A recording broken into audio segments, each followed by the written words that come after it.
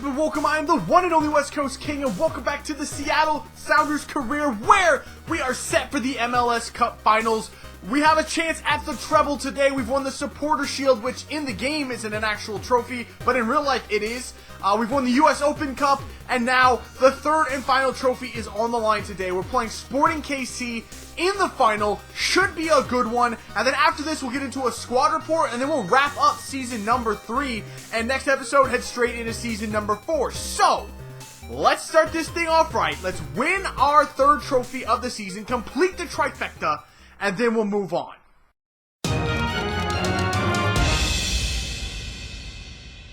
Here is a look at our starting 11 for the championship match. It's the full-strength starting 11. I have gone with Muntari in there again over Kitchen. Just experience over youth at this point for this big match.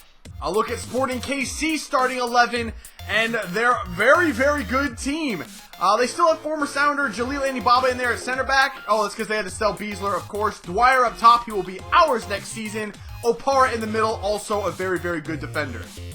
Here we go. Kickoff at CenturyLink Field. We are ready for this championship match, baby. I feel a really good feeling about this. Really, really do have a good feeling. To whoever this is. Jameson. Oh, got around a man. Jameson. Open. Muntari! Get out of the way! Why is he so far forward? He has the instructions to stay back, and he's in the way of a shot. He should never be that far forward. Why is he there? To be fair, it didn't hit Muntari. It actually hit the defender. So we do get a corner, but still, Muntari's not supposed to be there.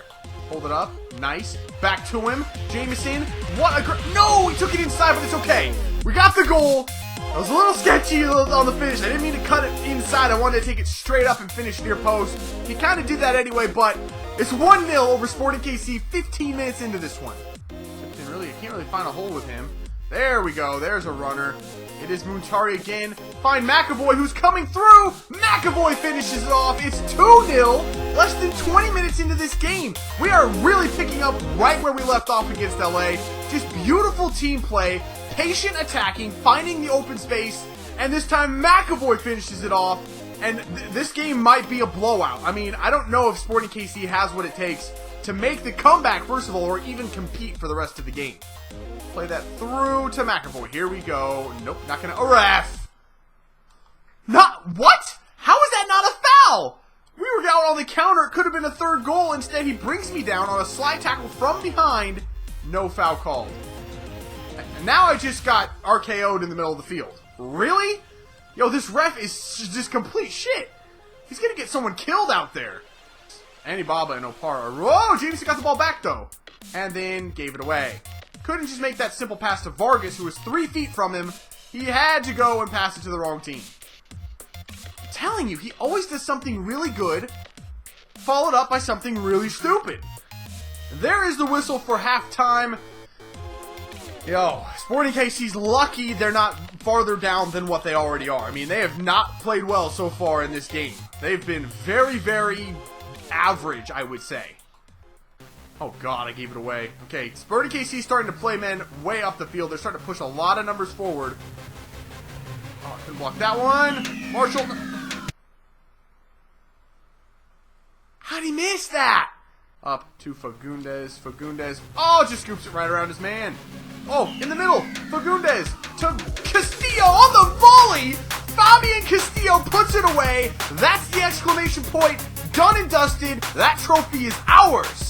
Yo, Fagundes, ever since I got him, he's kind of been like my little secret weapon / super sub. He doesn't score many goals, but he makes a lot of plays like that. He gets around his defender, usually with ease, and then finds the right ball in the middle. And Castillo, on the full volley, turns and smashes that far post. What a shot from Castillo. Whew, they're playing quick passes. We are way out of position in the midfield. Don't let up a goal here. There you go, Kitchen. Back to Bornstein. That should just about do it. We'll play it over here to Home Chul. And there is the final whistle. A 3-0 victory over Sporting KC. A very nice win for us. A little struggle in the second half, but we got it done. And another trophy coming home with the Rave Green.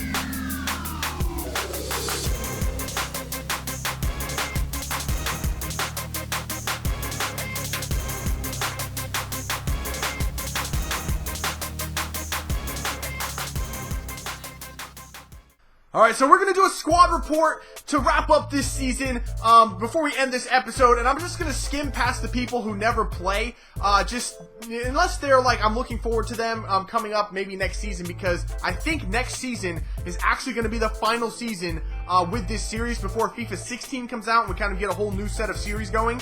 So next season is really probably going to be it. So, on to the squad report. Josh Bornstein, our goalkeeper, hasn't grown in his goalkeeping statistics at all, but his physical and mental have grown a lot. So, I'd like to see him grow, like, for his position, but at least he's growing somewhere. Moving on, Chad Marshall. It's funny that his mental attributes have gone down this season, because he actually made a lot of mental mistakes late in the season, especially. Balls where he should have cleared it, and he didn't, and gave it right back to him. Or ones where he just took a guy out instead of just staying in front of him and kind of blocking him from a shot. It was really some strange stuff from Chad Marshall, so I'm going to get rid of him probably this offseason. Eric Palmer-Brown grew +4. He is a starter on this team, no doubt about it. Loving what he can do for us. Alonso or Robale will probably be the starters next to Palmer-Brown. I hesitate having two center backs that are teenagers starting in there, but those are our best center backs right now. I mean, Robale's 18, Alonso 17, Palmer-Brown 19. It's going to be one of those, or two of those three, so hopefully that's okay. Donasian doesn't play. Suleiman has been out on loan a lot. He's coming back. He's going to grow. I mean, if you're doing a really long road to glory series, this guy would probably be a good guy to get. He grows every single year, steadily improving. That's always what you're looking for in a long series. Fortunately, we don't have time for that. Same with Reece Burke. Mendoza is one of our youth players who grows a lot. He'll probably be a backup next season on this team. Hong Chul, what can I say about this guy? He's just been a freaking monster for us. For most of the season, he was actually the second leading scorer on this team, mostly just from set pieces, from free kicks, and penalties. He's our free kick taker and our penalty taker. Scored a lot of goals. He had 6 goals, most of those in the first couple months of the season, kind of fell off towards the end, but, I mean, I don't expect him to score, so any goals he gives us is a bonus. Tipton doesn't, he doesn't score goals, but he's very solid defensively. Love that guy in the left back spot. Remick is a backup. Muntari, I just re-signed Muntari for another year. I wasn't going to, but I like what he gives us as a veteran presence in the midfield. I know he's going down. I was going to sell him, but instead I think I'm going to keep him around for this last season, just in case I want someone, a veteran in there. Perry Kitchen hasn't grown since coming over from DC United, but it doesn't really matter. He's an absolute monster. In the MLS, you don't really need Perry Kitchen to grow. He's great as he is. Chris Thompson, another youth player. Again, if I had a little bit more time, maybe get him to like 24, 25. He'll probably be in the 80s, but we just don't have time for that. McGee doesn't really play. Julian Green. I'm going to come back to Julian Green. Carlos Pena, awesome player. I mean, he might be my favorite midfielder in the entire game. Outside of maybe Gundogan is an awesome player as well. But Pena just does everything in there. He's so good. Riviero Alexander, another great player. He's played in the holding midfield spot for us and does quite well there, in addition to playing up the field a little bit.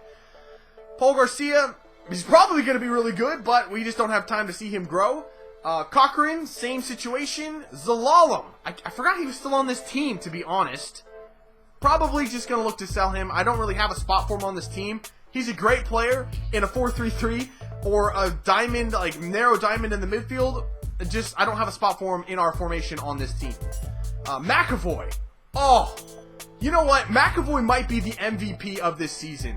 I know he had 7 goals and 12 assists, has taken over the starting center attacking mid spot. I was actually going to look, because Ronaldinho is retiring after this season in this career. I was going to look to get his regen next season, kind of as a special thing as our final season. I don't want to replace McAvoy. I honestly don't. He's got great skills. He's got, 3-star skills, 4-star weak foot, can absolutely fly with 95 sprint speed. He's just so good. It's not just his pace either. He's just a great player, and I absolutely love playing with him. I can't really replace him at this point. Diego Fagundes, he's grown a lot since coming over from New England. Very happy with him. He'll stay in there as probably the first guy off the bench for us. Martinez has the potential to be special, but yeah, I don't have a spot for him. Fagundes kind of took his spot, so I don't know what I'm going to do with him. Rojas is a great veteran. We'll keep him around next season as well. Caleb Watts is going to be really, really good way down the road. I mean, I played him for one game and he was horrible. I mean, my God, was he frustrating. But he's going to be good at some point. Holmes is probably going to be gone in the offseason. Miranda is going to be really special at some point. Again, just don't have the time to see him grow. Vargas. He's, what can I say? I mean, he's going to be the starting right midfielder paired with a Barbo and Castillo. We're going to have a three-headed monster of an attack next season. Bradford Jamison. Oh, I don't think there's ever been a more frustrating player for me in a career mode than Bradford Jamison IV. This freaking guy has the potential to do something absolutely amazing, win balls you wouldn't expect him to win, score a ton of goals, and then in the same game make some of the dumbest mistakes you've ever seen in your life and just absolutely want you to shoot him there on the field. I mean, he's just that frustrating. But, you know, at the end of the day, he did score 14 goals, was the second leading goal scorer, nearly caught Vargas, by the way. Vargas finished with 17, Bradford had 14. It was a very close race between those two to finish the season. But, you know, we're replacing Bradford Jamison essentially in the offseason. Barbo will take his spot, and we're getting Dom Dwyer. So I don't know what place there's going to be for Jamison. I kind of want to keep using him, but we have players coming in. Moving on, Markkanen, he's going to be sold. I've decided Jamison's the one I want to keep. Nichols is going to be gone. Darwin Jones is still an original Sounder player. I have, what, 3 or 4 players that are original Sounders players on this team. I have Jones, I've got Marshall, I've got Remick. That might be it. How in the world is Darwin Jones one of those players? I don't know, but he's still on the team. And then Fabian Castillo is finally growing, finally starting to really, really become a very, very solid player, a game changer a lot of times. Very happy with him. Here we go. Julian Green, I've made the decision. I'm going to sell him. He's not growing. He's just, he's pissing me off. Just to be frank, he's just pissing me off. He's just not that good for me. I just can't get him to play well. We have Vargas now, a huge improvement over Julian Green. Scores goals from the right mid spot. Great defensively. Great going forward. Vargas is just going to play there. Julian Green is out. Alright, that is going to do it for this episode and for season number 3. Season number 4 will be our last with the Sounders. They will return, however, in FIFA 16. Maybe not right away, but they will be coming back. Have no fear. I'm not going to abandon the Sounders. Maybe not in an MLS career mode. A little bit of a hint, maybe, of what a series could be with them. But it's not going to be a straight MLS career mode.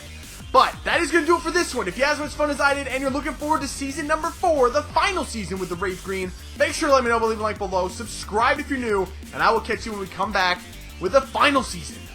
See ya.